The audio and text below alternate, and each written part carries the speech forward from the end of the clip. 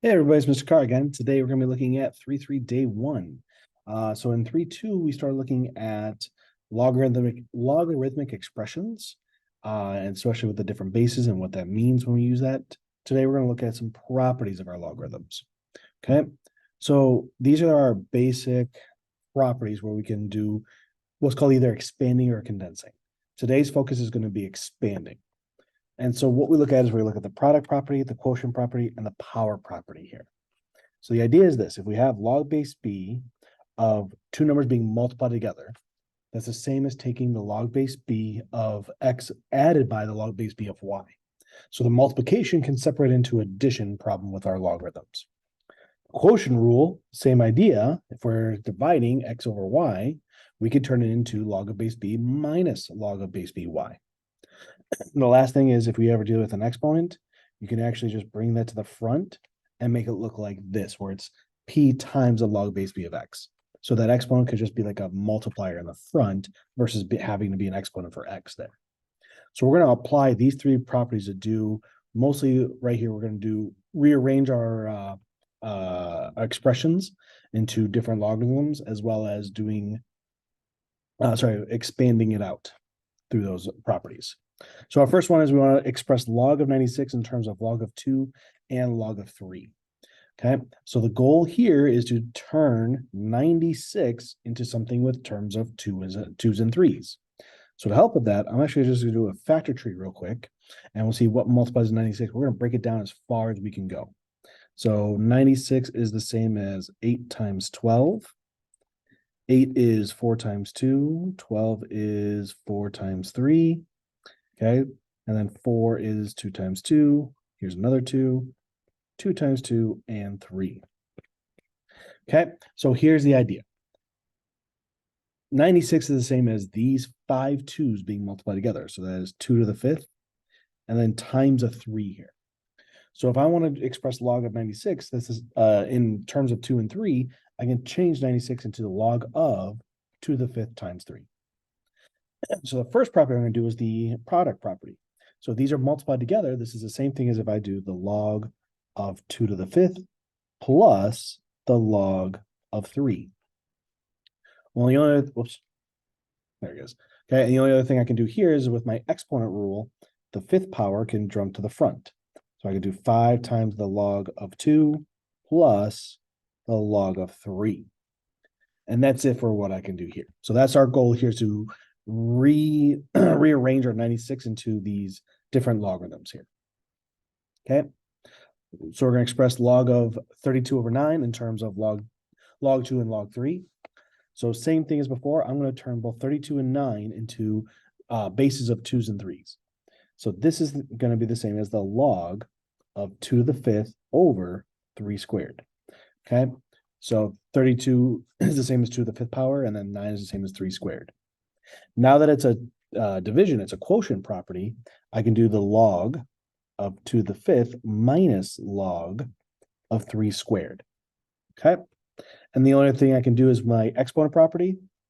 This is going to come in front as well as that. So 5 times the log of 2 minus 2 times the log of 3. So one thing you can always do to double check, did you get the correct answer? You can plug something like this in your calculator and then plug this in the calculator and see if they come out to the same number. It's just a nice, quick, easy check to make sure you did the right properties and you did the right things in the end. Okay. So we're going to simplify this one. We want to evaluate this one. Same thing, without necessarily using a calculator now. I'm going to apply my properties. So 32, we know that if I look at 32 and I'm evaluating log base 2, what's going to be helpful is if I turn 32 into something that's a base of 2. So that's going to look like this: log base 2 of the cube root of 2 to the 5th power. Well, from before, for radicals, if I have 2 to the 5th power, or the cube root of 2 to the 5th power, that's the same thing as taking log base 2 of 2 to the 5/3 power. Okay, and so from here, we can use our other logarithms. So one thing I can apply is that if this is log base 2 of 2, they kind of just cancel each other out. So it turns into just 5/3 now. Okay, the other thing I could technically do is if I want to slightly change it, I could take 5/3 to the front of log base 2 of 2. Okay. Or sorry, I was going to look at. Sorry, I was going to let me say it a little bit because that's pretty much the same thing I just did, but more so the idea of like if I try to turn this into exponential form, log base 2 of 2 to the 5/3, we're basically saying like 2 to the what power is the same as 2 to the 5/3. And the only way to get that is if it's 5/3 is my answer. Okay. Sorry, slight change on that one. Okay. So that's our, again, we're using the exponent rules and changing it into log base 2 there. We want to change 32 into a base 2 to help with that problem. All right. More properties with these. So we've got 3 times the natural log of e to the 4th minus 2 times the natural log of e to the 2nd. So remember with these that the natural log over here and over here is the same as log base e. Okay. So there's a couple things we can do. So first thing I'm going to try to do is let's take the 3 over here and bring it up here to that exponent, as well as this 2 over here, come over here to that 2. So if I do that, that's going to turn into a natural log of e to the 4 times 3 power. Okay, because what we're doing is we're same thing as if we're doing it kind of like this way. We're raising a power to a power. And then minus, this will be the natural log of e to the 2 times, sorry, natural log of e to the second, natural log of e squared to the 2nd power. So we can multiply these exponents now. So that the natural log of e to the 12th minus the natural log of e to the 4th. So one thing I could do, I'm going to keep this as simple as possible at this point. So because I'm taking the natural log, so it's log base e of e, just like before, I can kind of cancel those out like that. So I'm left with just 12 minus 4. There's multiple ways we could do this problem, but I'm just going to stick with this one for now. So I got the 12 minus 4, which gives me 8 as my final answer. Okay, so this is just, we're working with the properties. No matter what you do, you can change things around a little bit here. I could have used the quotient rule, put this together as a fraction, worked with that. It's probably just as easy to turn it this way. Okay, there's more than one way to go through these problems, but I'm going to stick with the one for now. All right, now we're going to talk about expanding here. So we're going to take this step by step.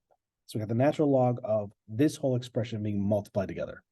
So 4 times n to the 3rd times n to the 5th. So since it's all multiplication, it's the same as taking the natural log of 4 plus the natural log of n to the 3rd plus the natural log of n to the 5th. From there, there's nothing else I can do besides rearrange my exponents. So I bring those to the front.